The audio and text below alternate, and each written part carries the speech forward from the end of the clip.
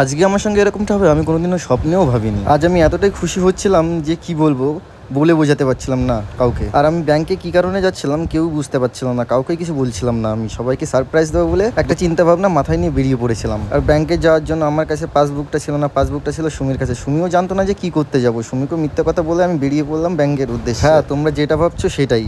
আমার আজ ইউটিউব থেকে ফার্স্ট পেমেন্ট ঢুকেছে। পেমেন্টটা হাতে নেওয়ার পর তো আমি নিজেকেই ধরে রাখতেই পারছিলাম না, কারণ এটা ছিল আমার স্বপ্ন ছোঁয়ার বাইরে। তারপর ব্যাংক থেকে বেরিয়ে চলে গেলাম এটিএমে পিন জেনারেট করেই চলে গেলাম সুমির কাছে। সুমি কিন্তু তখনও জানতো না যে আমার পেমেন্টটা ঢুকেছে। সুমিকে সুমির বাড়ি থেকে একটা সারপ্রাইজ দিলাম। সত্যি বলতে সুমি তো অবাকই হয়ে গেছিল।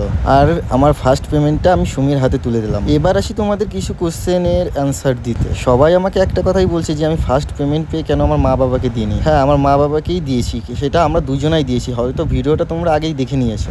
কারণ আমার এই টাকার উপর সম্পূর্ণ ভাগিদার আমি বলতে গেলে সুমিকেই আমি মনে করি। সুমি কিন্তু টাকাটা নিয়ে তখনই আমাকে একটা কথাই বললো, চলো আগে তোমার বাড়িতে যাবো, বাড়িতে গিয়ে তোমার বাবা মাকে দেবো। আর আমরা সেটাই করলাম।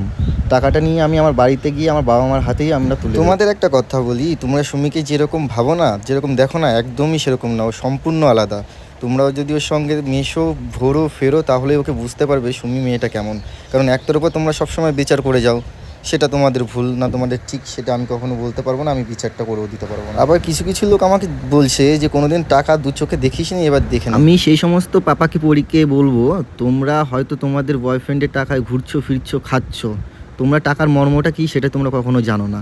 হ্যাঁ, আমি টাকা দেখিনি, আমি বলছি আমি টাকা, কিন্তু একটা কথা তোমাদের আমি সবসময় বলবো, আমি অনেক ছোট থেকে ইনকাম করি এবং নিজের খরচা নিজেই চালাই।